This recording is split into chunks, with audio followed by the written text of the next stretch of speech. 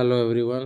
First attempt channel में आपका स्वागत है। आज हम लोग बात करेंगे 11 जेपीएससी सीएनटी पार्ट 4 है। ये छोटा नागपुर काश्तकारी अधिनियम पार्ट 4 है। इसके पहले पार्ट 1, पार्ट 2, पार्ट 3 अपलोड हो चुका है। जो नहीं देखे चैनल में नए हैं जाके ज़रूर देखें, जो नए हैं सब्सक्राइब करें। और इसका 3 पार्ट काफ़ी जो important video to the point बनाए गए नोट्स, उसको जाके आप लोग ज़रूर देखें। और इसका सीएनटी का लगातार वीडियो आपको आ रहा, 3 पार्ट हो चुका, पार्ट और आएगा। लेकिन इस पर ये भी डिपेंड करता है आप लोग पर। इसको ज़्यादा से लाइक करें, शेयर करें और सब्सक्राइब करें, क्योंकि इसका जैसे जिस प्रकार से रेस्पॉन्स आएगा उस प्रकार से वीडियो आता रहेगा। तो आप लोग भी की थोड़ी सी जिम्मेवारी होती है कि थोड़ा सा इसको शेयर करते रहिए, ताकि मुझे भी एक मोटिवेशन मिले अंदर से कि लोग देख रहे हैं, तो वीडियो बनाने में भी थोड़ा सा अच्छा लगता है। तो इसलिए शेयर करें और टू द पॉइंट रहता है लेक्चर। तो चलिए हम लोग शुरुआत करते हैं छोटा नागपुर काश्तकारी अधिनियम पार्ट 4। इसके पहले हमने क्या क्या बात कर लिया। तो पार्ट 1 में हमने बेसिक थोड़ा सा बात किया कि छोटा सीएनटी आया कब, और कुछ परिभाषा, कुछ जो टर्म आते हैं सीएनटी से रिलेटेड वो हमने देखा। पार्ट 2 में हमने क्या बात किया, तो काश्तकार के वर्क बात किया। पार्ट जैसे कुछ हम लोग रिवाइज कर लेते हैं जल्दी जल्दी। धारा 4 में क्या हमने बात किया, पहले ये देखते कि अध्याय 2 में क्या था, काश्तकार के वर्ग थे। ठीक है, काश्तकारों के वर्ग थे। तो धारा 4 में काश्तकार के वर्ग बताए गए। तो कितने प्रकार के काश्तकार है, तो 4 हम लोग पढ़े, भूधारक रैयत, दर रैयत और मुंडारी खुटकटी धारा। उसके बाद पढ़े कि रैयत कितने प्रकार के होते, तो रैयत 3 प्रकार के होते। ये धारा 4 में था।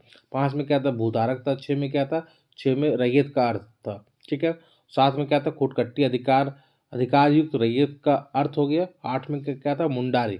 8 से मुंडा याद रखना है, मुंडारी खुटकटीदार का अर्थ। ठीक है, तो अध्याय 2 कंप्लीट हो गया। 2 में क्या है, फिर से बोलिए मेरे साथ। 4 में आपका काश्तकार, 5 में भूधारक, 6 में है रैयत, 7 में खुटकट्टी अधिकार युक्त रैयत, 8 में मुंडारी। अभी इसके अंदर डिटेल नहीं जा रहे, तो वो लेक्चर ऑलरेडी अपलोड है, तो उसको आप देख सकते हैं। फिर थोड़ा सा फास्ट रिविजन का प्रयास करें हम लोग। फिर अध्याय 3 में हमने क्या बात किया, भूधारक का बात किया। ठीक है, भूधारक कितना, अध्याय 3 में आर्टिकल 9 से 15 ध्यान में रखना है आपको। 9 में क्या था कि भूधारक लगान वृद्धि के लिए कब दायी नहीं होगा। ठीक है, ये हमने पढ़ा था। ठीक है, फिर 10 में क्या, फिर 9 का में क्या पढ़ा था कि भूधारक या ग्राम मुखिया को लगान में वृद्धि कब होगी, तो केवल उपायुक्त के डीसी के आदेश से हो सकती है। ये हमने पढ़ा था 9 का में। फिर 11 इंपॉर्टेंट था, 11 में रजिस्ट्री हो जाएगा, है ना। फिर 13 में विभाजन याद रखिएगा, लगान का विभाजन वितरण, ये सब याद रखना है आपको। ठीक है, और फिर इंपॉर्टेंट आ जाते हैं हम लोग अध्याय 4 रैयत हम लोग पढ़े थे। 16 में पढ़े थे कि विद्यमान अधिभोगाधिकार बना रहना कब होगा, तो 12 वर्ष आपको याद रखना था। ठीक है, 17 में बंदोबस्त रैयत की परिभाषा क्या होता है। बंदोबस्त रैयत ये हम लोग समझे थे, भूमि या पूर्णता या अक्षमता, मतलब फुल्ली या पार्सली पट्टे का 12 वर्ष होना चाहिए, है ना। रैयत बंदोबस्त कब समझा जाएगा, जब कोई व्यक्ति रैयत के रूप में भूमि धारण करता हो और रैयत की अवधि के 3 वर्ष पश्चात तो ग्राम का बंदोबस्त रैयत समझा जाएगा। ठीक है, फिर धारा 71 का बात किए थे हम लोग, तो जो अगर वीडियो देखे उन्हें समझ में आ रहा होगा। फिर 18 में क्या था, भूयियर और मुंडारी खुटकटीदार का बंदोबस्त रैयत होना। 19 में बंदोबस्त रैयत का अधिभोगाधिकार था। इस प्रकार से हमने कंप्लीट किया था। 22 में क्या था, बेदखली था रैयत का। इस प्रकार से हमने कंप्लीट किया था। अध्याय 4 तक हमने कंप्लीट कर लिया था। रैयत के जोत में लगान के कमी संबंधी प्रावधान तो 33 का में था। अब हम लोग पढ़ेंगे ये अध्याय 5। अध्याय 4 तक कंप्लीट हो गया था, 16 से 36 था। तो अब हम लोग पढ़ेंगे आपका अध्याय 5। ठीक है, अध्याय 5 क्या है, अध्याय 5, 6 और 7 देखेंगे। तो लगे रहिएगा, लास्ट तक रहिएगा चैनल पर, और बहुत बेहतर तरीके से समझेंगे, एक नया कंसेप्ट बनाने का प्रयास करेंगे। तो अध्याय 5 हो गया, खुटकट्टी अधिकार प्राप्त रैयत। खुटकट्टी अधिकार प्राप्त रैयत। ठीक है, तो इसमें खुटकट्टी अधिकार प्राप्त रैयत में पहले अधिभोगी रैयत मैंने बताया था, फिर से बताता हूँ, जिसको इंग्लिश में ऑक्यूपेंसी रैयत बोलते हैं। ऑक्यूपेंसी रैयत क्या हो गया कि वह व्यक्ति जिसे धारित भूमि पर अधिभोग का अधिकार हो। ठीक है, जिसको अधिभोग करने का अधिकार हो, जो भूमि धारित किया हो, उसी को बोलेंगे ऑक्यूपेंसी रैयत। ठीक है, इतना ही समझना, बहुत ज़्यादा डीप में नहीं जाना। आपको सवाल पूछा जा सकता है ऑक्यूपेंसी रैयत, तो यही पूछा जा सकता है। अब समझते हैं कि धारा 37 में क्या था। ठीक है, यहाँ से एक नया कंसेप्ट बनाने का प्रयास करते हैं। तो खुटकट्टी अधिकार प्राप्त रैयत, ये समझिए कि जो अधिभोगी रैयत है, मतलब ऑक्यूपेंसी जो रैयत है के संबंध में उपबंध है कि उन रैयत पर भी ये लागू होगा जिन्हें खुदकट्टी अधिकार प्राप्त हो। ठीक है, कहने का क्या मतलब है कि इस अधिनियम में क्या है कि जो अधिभोगी रैयत है, संबंधित प्रावधान है, जो प्रोविजन है, उन रैयतों पर भी लागू होगा जिन्हें खुदकट्टी अधिकार प्राप्त है। ठीक है, मतलब जिन्हें खुदकट्टी अधिकार प्राप्त है उन्हें भी यह अधिनियम लागू होगा। ठीक है, जो अधिभोगी रैयत संबंधी प्रावधान है वह इसमें कहा जा रहा है। इसमें और क्या है, इसमें है कि यदि अधिनियम के प्रारंभ, ठीक है, यहाँ से समझिए, यदि अधिनियम के प्रारंभ के 20 वर्ष अधिक, ठीक है, 20 वर्ष से पूर्व अधिक, ठीक है, 20 वर्ष से अधिक पूर्व, ठीक है, फिर से मैं समझा रहा हूँ आपको, एकदम चीज़ें क्लियर करा दूंगा। यदि अधिनियम के प्रारंभ, ठीक है, यदि अधिनियम के प्रारंभ के 20 वर्ष से अधिक पूर्व भूमि की काश्तकारी सृजित की गई है। ठीक है, जो अधिनियम आया, ठीक है, इससे इस यदि रैयत द्वारा, ऐसे समझिए आप, कोई रैयत है और अधिनियम से पहले, ठीक है, कोई जो अधिनियम है उससे पहले 20 वर्ष, ठीक है, अधिनियम से कितना पहले, तो 20 वर्ष से अधिक पूर्व, ठीक है, 20 वर्ष से अधिक पूर्व भूमि की काश्तकारी सृजित की गई, इस भूमि पर काश्तकारी सृजित की गई हो तो भूमि का लगान नहीं बढ़ाया जा सकता, तो उसे भूमि का लगान नहीं बढ़ाया जा सकता। तो जो खुदकट्टी अधिकार प्राप्त रैयत है 37 में, उसका कैसा चलेगा, तो अधिभोगी रैयत जैसे जो प्रावधान है वो उस पर भी लागू होगा। लेकिन कहा जा रहा है कि, लेकिन क्या कहा जा रहा है कि लगान वृद्धि कब नहीं होगा, तो यही बोला जा रहा है कि जब ये अधिनियम लागू हुआ उसके 20 वर्ष से अधिक पूर्व भूमि की उसको काश्तकारी सृजित की कर दी गई, तो भूमि लगान नहीं बढ़ाया जा सकता है। तो ये ध्यान में रखना है कि खुदकट्टी अधिकार प्राप्त रैयत का भूमि का लगान कब नहीं बढ़ाया जा सकता है, जब, वैसे तो वही चलेगा जो अधिभोगी रैयत का प्रावधान है, लेकिन कहा गया है कि कोई भी जो इस प्रकार से रैयत है, यदि रैयत इस अधिनियम के प्रारंभ 20 वर्ष से अधिक पूर्व भूमि की काश्तकारी सृजित कर दी गई हो तो भूमि का लगान नहीं बढ़ाया जाएगा। अब इतना याद रखिए कि भूमि का लगान नहीं बढ़ाया जाएगा कब, जब 20 वर्ष से अधिक भूमि में काश्तकारी सृजित की गई है तो भूमि का लगान नहीं बढ़ाया जाएगा। ये प्रावधान किसमें, तो खुदकट्टी अधिकार प्राप्त रैयत के लिए प्रावधान है। ठीक है, मुझे लगता है समझ में आ गया होगा। देखिए, इसी में एक और पॉइंट है, ये भी समझने वाली बात है कि यदि लगान की वृद्धि आदेश पारित होती है, अगर ऐसा होता है कि चलिए लगान को बढ़ाना है तो कौन कंडीशन में बढ़ाया जाएगा और किस रूप में बढ़ाया जाएगा। यदि लगान वृद्धि आदेश पारित है तो गांव के समरूप भूमि, जो गांव के समरूप भूमि है, ठीक है, उस पर जो लगाए गए लगान के आधे से अधिक नहीं होगा। ठीक है, ये गांव है, इसके जो गांव है, इसके जो समरूप भूमि है, तो इसमें जो लगान लगाया गया उसके आधे से अधिक इस पर नहीं लगाया जाएगा, ये कहा गया है। यदि भूमि के लगान में वृद्धि हेतु कोई आदेश पारित किया गया तो लगान में वृद्धि उसी गांव में जो समरूप भूमि के अधिभोगी रैयत पर लगाए गए लगान से आधे से अधिक नहीं होगा। ठीक है, 50% से ज़्यादा नहीं होगा। ठीक है, आप ये याद रखिए कि जो सिंपल सा बात है कि जो हम लोग आर्टिकल्स क्या देख रहे हैं, 37 में क्या है, अध्याय 5 पढ़ रहे हैं, अध्याय 5 में आर्टिकल 37 इसी पर है, इंपॉर्टेंट है, इसलिए मैं समझा रहा हूँ कि अधिभोगी जो खुदकट्टी अधिकार प्राप्त रैयत के बारे में बताया गया, इसमें ये बोला गया है कि जो अधिभोगी रैयत है संबंधित प्रावधान प्रोविजन उन रैयतों पर भी लागू होगा जिन्हें खुदकट्टी अधिकार प्राप्त हो। लेकिन यहाँ लिखा हुआ, लेकिन कब लगान बढ़ाया जा सकता है, तो मैंने ये बताया कि अधिनियम के प्रारंभ से पूर्व अधिक 20 वर्ष से अधिक पूर्व अगर भूमि की काश्तकारी सृजित कर दी गई है तब तो लगान नहीं बढ़ाया जाएगा। अगर लगान बढ़ाने का कोई आदेश मान लीजिए पारित हो गया तो उसी गांव में जो समरूप भूमि है, ठीक है, भूमि है, उस भूमि से लगान है उससे आधे से अधिक नहीं बढ़ाया जा सकता है। तो ये भी ध्यान में रखने वाली बात है। आर्टिकल 37 एकदम क्लियर बात याद रखिए, दो बात है, एक तो वही चलागा और दो, लेकिन में दो बात है, 20 वर्ष वाला एक है, दूसरा कि गांव के समरूप भूमि है उसका जो लगान है उससे आधे नहीं बढ़ा सकता है अगर बढ़ाना है तो। ठीक है, मुझे लगता है ये क्लियर हो गया। आर्टिकल 37 इंपॉर्टेंट है, ध्यान में रखना है। धारा 5 में एक ही है, ठीक है, अध्याय 5 में एक ही है। अब हम लोग चढ़ेंगे अध्याय 6 में। ठीक है, अध्याय 6 में क्या, अनाधिभोगी रैयत। ठीक है, देखिए 5 में सिंपल से याद तो रखना आपको था, अधिभोगी रैयत था, और 6 में क्या, अध्याय 6 में अनाधिभोगी रैयत। अब फिर बात आ जाता है कि अनाधिभोगी रैयत क्या है, तो इसको इंग्लिश में नॉन ऑक्यूपेंसी रैयत बोलते हैं। वह व्यक्ति जिसे धारित भूमि पर अधिभोग का अधिकार प्राप्त ना हो, सिंपल सब बात है, तो उसी को बोलते हैं हम लोग को अनाधिभोगी रैयत। अब ये कहाँ से है, तो पहले धारा याद रख लिए 38 से 42। ठीक है, मैं लास्ट में एक लेक्चर लेके आऊँगा, उसमें आपको 7-8 पेज का जो लेक्चर रहेगा, मतलब 1-2 घंटा जाएगा मैक्सिमम, उससे सवाल बाहर नहीं जाएगा, वो लास्ट टाइम के लिए। और सवाल उसमें बहुत शॉर्ट में लिखा हुआ है, जो नोट्स है मेरा, सवाल वहीं से पकड़ा जाएगा। लेकिन उसको मैं अभी लेकर इसलिए नहीं आया हूँ ताकि चीज़ें उसको समझने के पहले आपका पीछे बैकग्राउंड मजबूत होना चाहिए। इसलिए मैं थोड़ा-सा डिटेल जा रहा हूँ और इतना बता दे रहा हूँ कि छोटा-सा लेक्चर रहेगा, छोटा-छोटा लेक्चर आता है और क्लियर हो जाएगा आपको। तो समय बर्बाद नहीं करते, बाकी आप लोग इसको शेयर कीजिए, जितना शेयर कर सकते हैं, जितना बेटर रिस्पॉन्स आएगा उतना जल्दी मैं ख़त्म करा दूँगा सीएनटी। क्योंकि उससे क्या होता है कि मुझे भी मोटिवेशन मिलता है और अच्छा लगता है कि वीडियो बनाया जाए, ठीक है? अभी 3 पार्ट का अपलोड हो चुका है, बहुत कम लोग देखे, तो उसको शेयर कीजिए आप लोग ज़्यादा से ज़्यादा। अध्याय 6 में क्या है? अनाधिभोगी रैयत, ठीक है? 6 में, अध्याय 6 में, और आर्टिकल कितना, धारा तो 38 से 42 तक, ठीक है? 38 से 42 है, ये ध्यान में रखना। अब हम लोग समझेंगे कि आखिर क्या है, इसमें लगान का क्या स्थिति है। 38, तो धारा 38 में बोला गया है अनाधिभोगी रैयत है उसके लगान के बारे में बोला गया है, ठीक है? तो बोला गया है कि बहुत सिंपल तरीके से हम बता रहे हैं आपको। लगान तय कैसे करेगा, ठीक है? ये लोग लगान कैसे डिसाइड करेगा? तो लगान एक करार होता है किसके बीच? अनाधिभोगी रैयत और भूस्वामी के बीच लगान होगा। उसी के आधार पर एक करार होता है, एग्रीमेंट होता है, उसी के आधार पर लगान तय होता है। तो 38 में यही बताया गया लगान के बारे में कि लगान आखिर डिसाइड कैसे होगा। तो जो अनाधिभोगी रैयत है और भूस्वामी है उनके बीच एक करार होगा, उसके आधार पर से लगान तय होगा। तो 38 में बस इतना ही याद रखना आपको, ठीक है?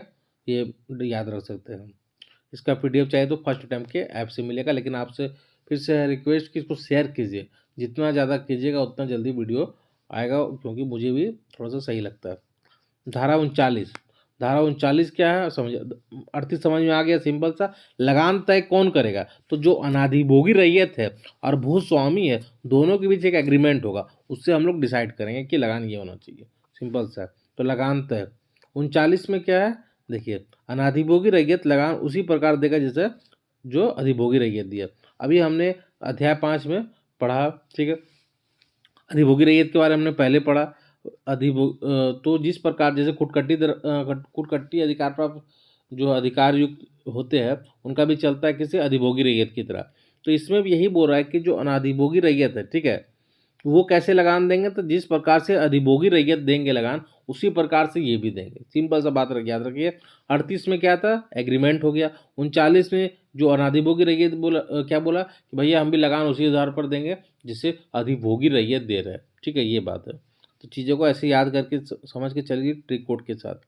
देखिए अब 40 में क्या है, बोला कि पहले तो 38 में बोला कि अनाधिभोगी रैयत वो लगान एग्रीमेंट हो गया, किसके बीच? अनाधिभोगी रैयत और भूस्वामी के बीच हो गया। 39 में बोला है अनाधिभोगी रैयत की हम लगान तो उसी प्रकार से देंगे जिस प्रकार से अधिभोगी रैयत दे रहा है। अब 40 में क्या होगा कि अनाधिभोगी रैयत का लगान वृद्धि हो रहा है, ठीक है? तो कैसे होगा देखिए, तो केवल राष्ट्रीयकृत करार, ठीक है, या धारा 42 के तहत, आगे पढ़ेंगे 42 क्या होता है, लेकिन ये समझिए अगर इसका लगान वृद्धि करना है तो कैसे होगा? तो केवल जो लगान में वृद्धि होगा राष्ट्रीयकृत करार, ठीक है, रजिस्ट्रेशन कृत जो करार होते हैं, राष्ट्रीयकृत करार होते हैं, और धारा 42 के अधीन के सिवाय लगान नहीं बढ़ाया जा सकता है। तो लगान अगर बढ़ाना है अनाधिभोगी रैयत का तो 2 पॉइंट याद रखिए, एक तो करार होना चाहिए, राष्ट्रीयकृत करार होना चाहिए, और धारा 42 के तहत ही बढ़ाया जा सकता है, ठीक है? ये चीज़ याद रख लीजिएगा, ठीक है? अब देखिए 41 में क्या हुआ, बेदखल कर देगा, लगान वृद्धि कर दिया। पहले तो 38 में क्या किया, मैं याद कराने की कोशिश कर रहा हूँ आपको। पहले तो करार किया, फिर बोला कि जो अनाधिभोगी रैयत था, बोला कि भैया हम तो ज़्यादा आपको पैसा नहीं देंगे, क्योंकि जिस प्रकार से अधिभोगी रैयत दे रहा है उसी प्रकार से देंगे। तो मान गया, अच्छा ठीक है वही देना। लेकिन बोला कि कुछ फिर बात हुआ, बोला कि हो सकता है तेरा लगान बढ़ा दिया जाएगा। बोला कैसे? बोला केवल 2 प्रोसेस है, 2 कंडीशन में ही बढ़ सकता है, मतलब 2 तरीके से बढ़ सकता है। कैसे? एक तो राष्ट्रीयकृत करार होना चाहिए और धारा 42 के तहत, ठीक है? हो सकता है ये लगान देने में मतलब सक्षम नहीं हो पाया, चीज़ें ऐसे याद कर सकते हैं हम लोग। तो उसको बेदखल कर दिया। बेदखल कितना में किया? 41 रुपये। तो ऐसे याद रखिए, उसको 41 रुपये मांगा और नहीं दे पाया तो बेदखल कर दिया, है ना? ऐसे भी याद रख सकते हो।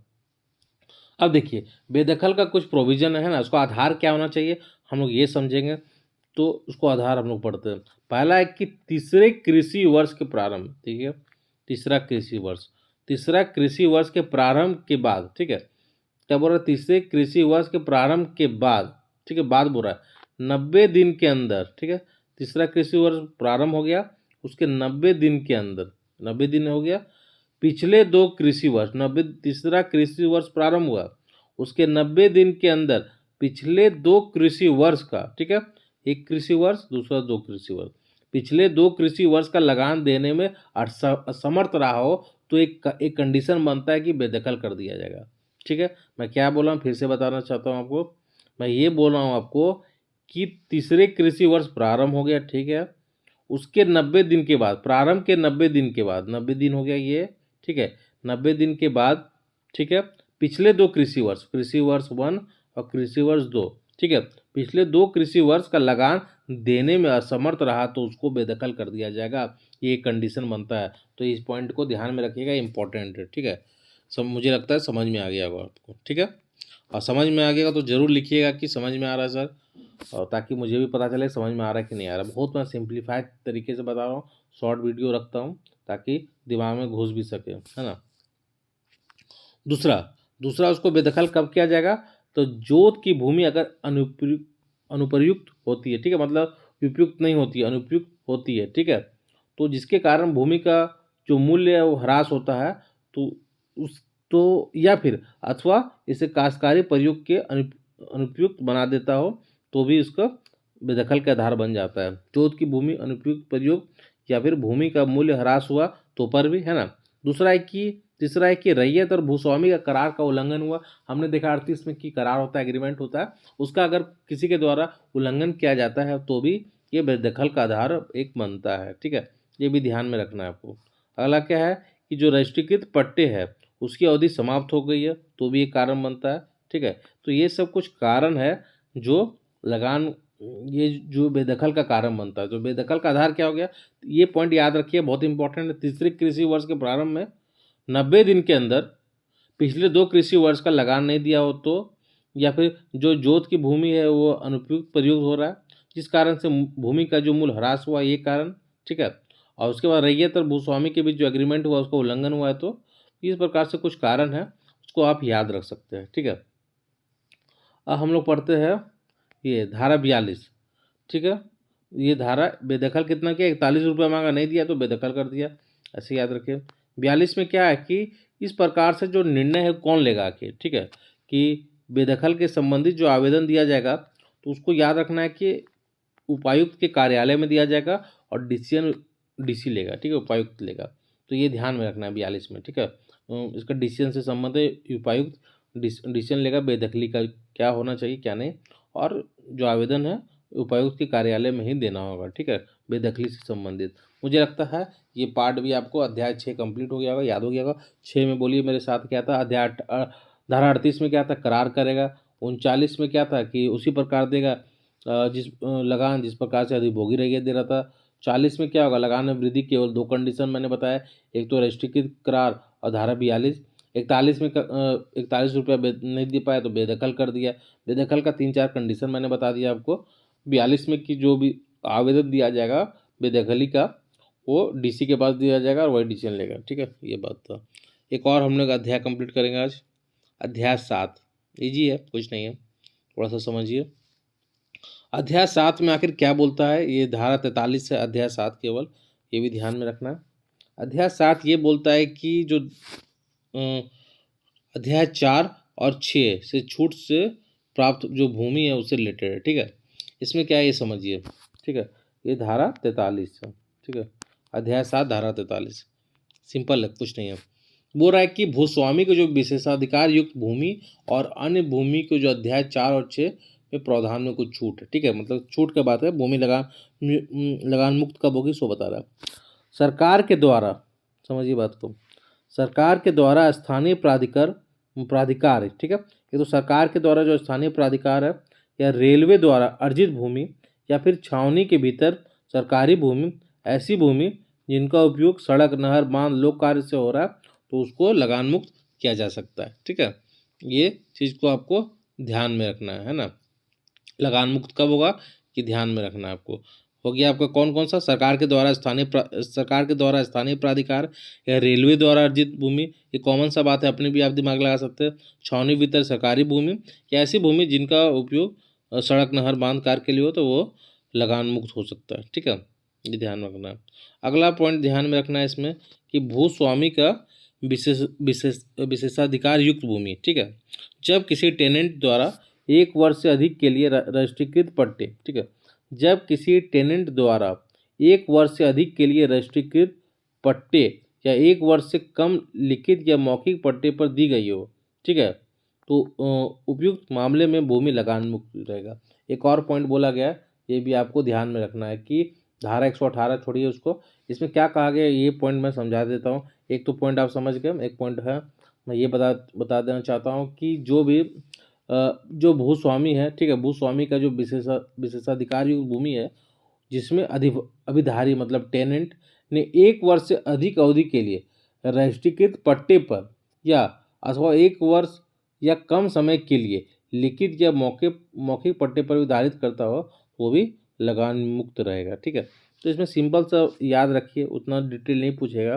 सिर्फ अध्याय 7 याद रखिए कि लगान मुक्त है, ठीक है, भूमि लगान मुक्त है।